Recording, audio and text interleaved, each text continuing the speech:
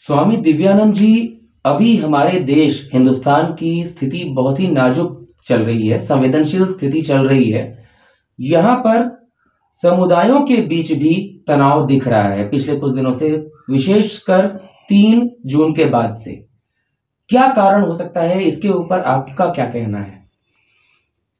प्रत्येक देशवासियों को अभी बहुत मानसिक, भावनात्मक प्रत्येक दृष्टिकोण से बहुत ही सजग रहने की आवश्यकता है। एक आयाम ही इस दृष्टिकोण से हम देख सकते हैं कि भारत का मान सम्मान, यश प्रतिष्ठा वैश्विक पटल पर बहुत ज़्यादा बढ़ा है। लेकिन हमारे देश में कैसी व्यवस्था रही आज़ादी के बाद से, बहुत वर्षों तक, 70 वर्षों तक जो व्यवस्था रही, एक ऐसा सिस्टम बन गया कि जो चल रहा है। वर्तमान सरकार इसको बहुत बदलने की चेष्टा करी है, लोग स्वीकार भी कर रहे हैं। लेकिन ये आज़ादी की बात करें, उसके पहले की बात की जाए या आज की भी बात करें, तो कुछ तत्व जो हमारे ही बीच, हमारे ही मुखौटा लगा के उस तरफ खड़े होकर बात करते हैं। तभी देश गुलाम भी हुआ था। और आज के संदर्भ में भी अगर हम देखते हैं तो देश के अंदर के हमारे जो शत्रु हैं, मैं शत्रु शब्द का उपयोग कर रहा हूँ क्षमा चाहते हुए, क्योंकि जहाँ राष्ट्र के विरुद्ध का वो काम कर रहा है उसे शत्रु ही कहा जाएगा।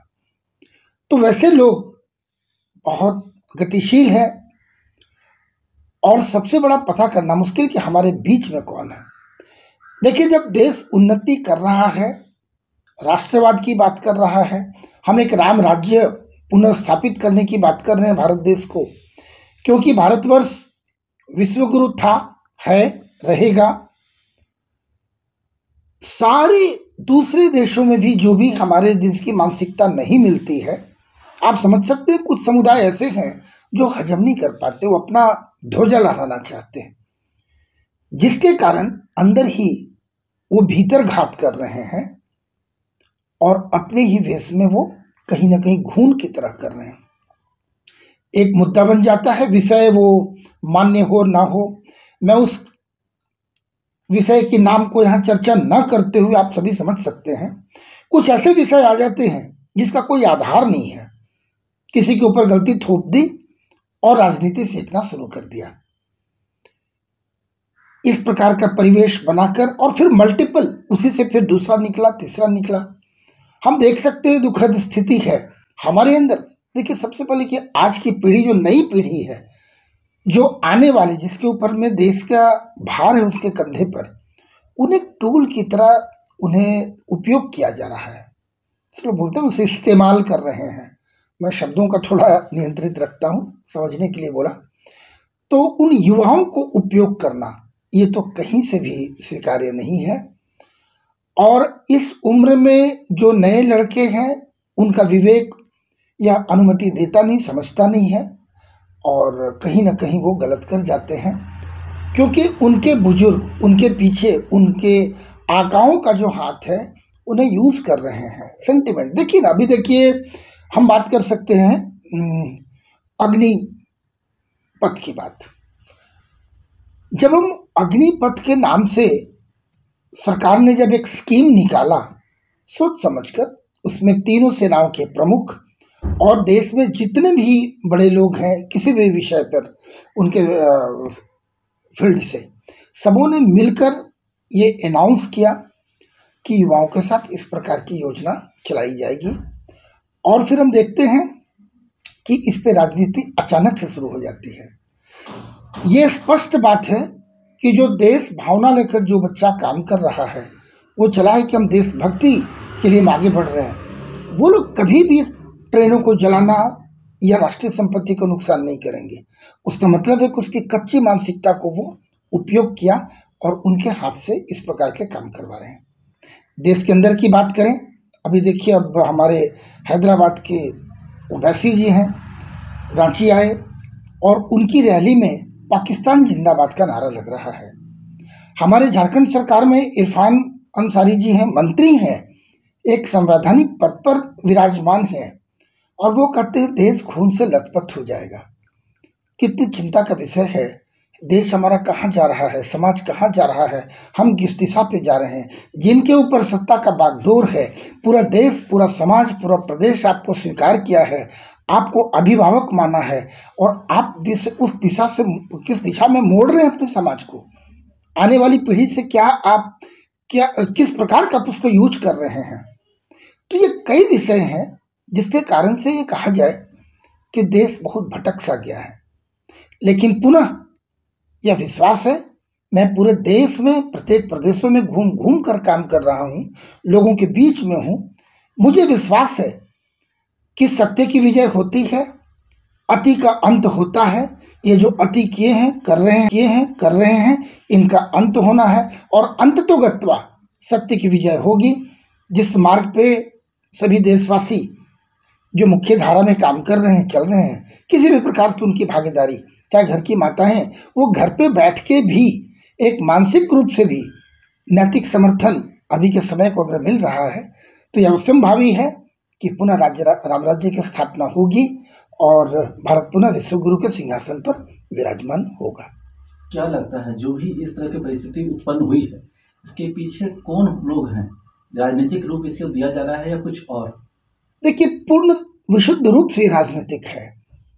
एक पार्टी, एक व्यक्ति को, देखिए, मैं ये बच्चे देख रहे हैं, इतने इवेंट्स हो रहे हैं, सभी प्रकार से यदि देखा जाए तो ये कहीं से भी ये राजनीति इस प्रकार से कर रहे हैं कि ना उन्हें देश के युवाओं से मतलब है, ना गरीबी अमीरी से मतलब है, ना रोजगार से मतलब है, न देश की उन्नति की बात है।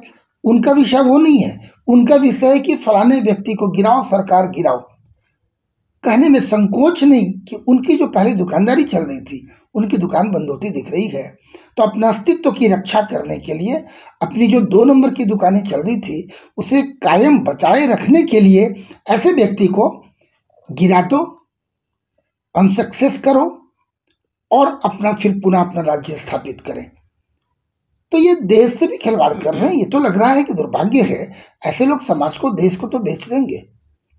पहले भी हुआ था, ये कोई नई बात नहीं, आश्चर्य की बात नहीं है।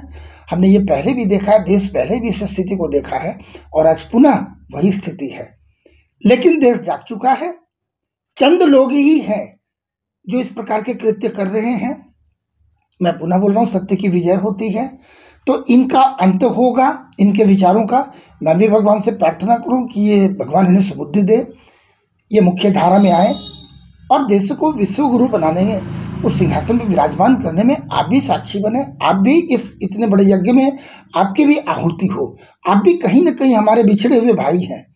तो मैं आपको कहीं दूर नहीं करता, आपसे मेरे कोई द्वेष नहीं है, लेकिन इस बात का दुख अवश्य है कि जाने अनजाने बहुत बड़ी भूल कर रहे हैं आप।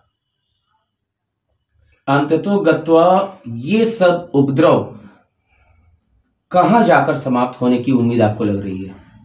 अति का अंत होता है। देखिए, विरोध नहीं है, ये विद्रोह कर रहे हैं और जब विद्रोह करेंगे, पानी ऊपर तक आ चुका है, अंत होगा। और कहां तक अंत होना, ये तो सत्य पर ही आकर अंत होगा। जो लक्ष्य लेकर हम सभी चले हैं, आप सबों के अंदर में जो जिस प्रकार की भावना है, जो स्वप्न हम देख रहे हैं राम राज्य का, और जब राम राज्य को मैं पहले भी बोला कि इनसे मेरा कोई द्वेष नहीं है, ये मैं दुखी अवश्य हूँ, हम सभी दुखी अवश्य हैं कि इनके तरफ से जाने अनजाने इस प्रकार के कृत्य किए जा रहे हैं, हो रहे हैं। तो ये समाप्त होगा और अति का अंत होगा और पुनः श्री राम पुनः अवतरित होंगे, राम राज्य स्थापित होगा। छात्र युवा देश का भविष्य होते हैं और इस भविष्य को कहीं ना कहीं बिगाड़ने का प्रयास किया जा रहा है, पथ भ्रमित करके। तो वैसे लोग जो इस लोगों का इस्तेमाल कर रहे हैं, उनको क्या जवाब देना चाहिए?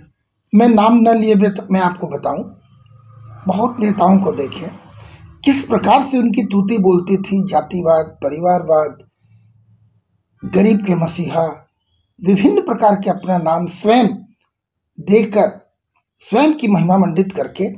आज देखिए उन सबका अंत हुआ है। आज उनके हसरत देखकर एक प्रकार से लगता हो दया के पात्र हैं। तो भगवान कहीं ना कहीं, तुम भारतवर्ष के हैं, हम आध्यात्मिक देश से रहते हैं, तुम भगवान पर विश्वास करते हैं जो निराकार ब्रह्म है और उनकी कृपा हमेशा भारतवर्ष पे रही है। तो जो दिग्भ्रमित कर रहे हैं बच्चों को, वो कहीं ना कहीं एक अपराध है, पाप है। वो मनसा वाचा कर्मणा, या मन से करें, कर्म से करें, वचन से करें, आपकी भावना अगर शुद्ध नहीं है तो इसका रिटर्न तो आपको निश्चित भुगतना पड़ेगा। देखने में बहुत दृष्टांत, नाम लेने की आवश्यकता नहीं है। कोई हॉस्पिटल में है, कोई जेल में है, किसी का अंत हो गया, कभी तो बहुत उनकी बड़ी प्रतिष्ठा थी और आज वो कहीं नहीं रह गए, वो दया के पात्र भी हैं। तो चलिए भगवान सभी को सुबुद्धि दे, मैं तो ही बोलूं। स्वामी जी, एक आखिरी सवाल। 10 तारीख को जो कुछ हुआ ये निंदनीय है और बिल्कुल स्वीकार्य नहीं है। और इसमें भी हमने देखा कि युवा काफ़ी बढ़ चढ़ के उसमें थे, और उसमें से एक जो था, जो जिसने मैट्रिक एग्जाम दी थी और परीक्षा दिया था, उसका रिजल्ट आने वाला था, वो उसमें किसी न किसी वजह से मारा गया। तो ऐसे युवाओं को इस्तेमाल किया जा रहा है इस तरह से देश विरोधी, राज विरोधी कार्यों के लिए। बिल्कुल। तो ये जो घटना घटी है, इसको लेकर क्या कहेंगे? दुख का विषय है। समाज का एक बच्चा इस दुनिया से चला गया, उसके माता पिता की पीड़ा समझी जा सकती है कि जो उसे इस्तेमाल किया वो तो अपना रोटी सेक के चला गया, लेकिन किसी की का घर में किसी का आंचल सोना हो गया। ये उन्हें विचार अवश्य करना चाहिए। समुदाय की बात करें, शिक्षा, क्या शिक्षा मिलता है? ऐसी शिक्षा कहाँ है कि जो स्वयं को अपने पैर में कुल्हाड़ी मार रहे हैं? शिक्षा पद्धति पे, संस्कार पे, धार्मिक भावना पर, कई चीजों पे हमें विचार करने की आवश्यकता है आज। इस घटना के बाद व्यापारियों में भी काफी आक्रोश है, क्योंकि उनके व्यापार काफी प्रभावित हो रहे हैं। पिछले 15 दिनों से उनका ठप पड़ा हुआ है, बिजनेस पूरा ठप पड़ा हुआ है, बाजार बंद पड़े हुए हैं। एक रिस्ट्रिक्शन लग गया है कि हमें इतना समय तक ही दुकानें खोलनी है, तो वो भी काफी निराश हो चुके हैं अब तो। बिल्कुल, वो भी आक्रोशित हो रहे हैं। हाँ, जहाँ रोटी पे आँच आएगा तो तकलीफ किसी को होगी। एक व्यवसायी वर्ग, वो सुबह दुकान में आता है, दिन भर दुकानदारी करता है, शाम को घर वापस आता है। उन्हें किसी इन राजनीतिक गतिविधियों से कोई लेना नहीं है, किंतु वो भी प्रभावित हुए हैं। तो वर्ग तो दुखी होगा, दुख का विषय है। और उतना ही नहीं, उनके माध्यम से पूरी अर्थव्यवस्था कहीं ना कहीं सब वो प्रभावित होता है, और हम सब इससे कहीं ना कहीं कमोबेश प्रत्यक्ष या अप्रत्यक्ष रूप से सभी प्रभावित हो रहे हैं। तो ये तो दुख का विषय है ही। और किसी भी प्रकार की इस तरह से उपद्रव किसी भी दृष्टिकोण से लाभप्रद नहीं है। वो नुकसान ही देगा, घाटा ही देगा, शारीरिक हो, मानसिक हो, आर्थिक हो, भावनात्मक हो, संस्कार की बात हो, समाज की उन्नति की बात हो, वो नुकसान ही देगा। इससे किसी प्रकार का लाभ नहीं होना है। सरकार ने अग्नि पथ में युवाओं को अग्निवीर का नाम दिया, लेकिन यही अग्निवीर देश को अग्नि में झोंकने का काम कर रहे हैं, अनजाने में कर रहे हैं। मैं उन युवाओं से भी मैं एक संदेश देना चाहूँ। देखिए, सेना का सबसे पहला, मैं बड़ा गर्व से कहता हूँ कि सेना का बहुत एक हमारा बहुत नज़दीक का संबंध रहा है। मैं सौभाग्यशाली हूँ। और स्कूल कॉलेज के समय में हमने एनसीसी में ABC पार्ट 1 पार्ट 2, उसके बाद एक कमांडो ट्रेनिंग किया है और सेना का मैंने प्रशिक्षण लिया है। तो सेना का सबसे पहला शर्त होता है अनुशासन और देशभक्ति, दोनों ही। ये बच्चे, उनके हाथ से दोनों का ही इन्होंने भंग किया है। अनुशासनहीनता भी की है, राष्ट्र के विरुद्ध भी कार्य हो गया। इन बच्चों को ये समझना चाहिए कि हम जिसकी क्षति कर रहे हैं वो सामान किसी का नहीं, हमारा ही है, हमारे ही टैक्स से, हमारे ही पैसे से ये ट्रेन, बस, चाहे समाज में जो भी चीज़ें सरकारी चीज़ें हैं, सरकारी संपत्ति हमारी है। ये प्रारंभिक काल से दिया जा रहा है। तो ये कहीं ना कहीं ये टूल बनाकर इन्हें उपयोग किया गया और इनका भविष्य हो। देखिए, एक बार अगर पुलिस में नाम चला गया इस प्रकार आपराधिक मामले में, तो आपका भविष्य अंधकार हो जाता है। सेना तो दूर, दूसरी नौकरी के लिए आप कहीं ना कहीं सक्षम नहीं रहेंगे। तो आप अपने जीवन से खिलवाड़ ना करें। और ये क्षति करना तो कहीं भी नहीं है। विरोध करने का अधिकार है, विरोध किया जा सकता है, लेकिन विरोध हो, संवैधानिक ढंग से हो, आपकी आवाज़ सुनने के लिए लोग बैठे हैं। अनुशासनहीनता तो कहीं से मान्य नहीं है, ये तो बिल्कुल गलत है। और जो भी सरकार स्कीम निकाली, जो योजना है, युवाओं के फायदे के लिए है। इन्हें बरगलाया कि 4 साल के बाद खत्म हो जाएगा कॉन्ट्रैक्ट। कॉन्ट्रैक्ट शब्द ही कहीं नहीं है। अब ये तो बिल्कुल सभी के सामने है, प्रकाशित हो चुका है कि योजना क्या है। और 4 साल के पश्चात 25% लोगों को वहाँ रिजर्वेशन भी है, और बाहर आएंगे तो जितने भी यूनिफॉर्म की नौकरी है सारी जगह आपको 10% वहाँ रिजर्वेशन मिलेगा, और दूसरी नौकरियों में भी मिलेगा। और एक्स आर्मी का जो मिलता है उसके अतिरिक्त इस योजना वालों को वो 10 के अतिरिक्त भी आपको यहाँ रिजर्वेशन मिलेगा, आरक्षण मिलेगा, और किसी भी नौकरी में ये होता है। और बड़ी गर्व की बात है कि एक सैनिक का आपके माथे पर स्टैंप लग जाता है, कितनी गौरवान्वित होंगे, समाज गौरवान्वित होता है कि एक्स आर्मी वाला है। तो ये सम्मान आपको मिलेगा, बाकी सुविधाएं मिलेगी, और जहाँ भी जाएंगे आपको प्राथमिकता दी जाएगी। आप देश के लिए एक डिसिप्लिन, एक अग्निवीर आजीवन कहे जाएंगे। ये आज गर्व होता है, जब ये बच्चे बन के निकलेंगे तो उनके सामने खड़ा होने में मुझे भी गर्व होगा और आप सबों को लगेगा। तो उन युवाओं को मैं संदेश देना चाहूँ कि बिल्कुल मुख्य धारा में आएँ, और जो बातें हैं स्पष्ट और पारदर्शिता के हिसाब से बात की जानी चाहिए, न कि उपद्रव किया जाना, है ना। तो एक विरोध करना और उपद्रव करने में बहुत अंतर है, ये कहीं से भी मान्य नहीं है।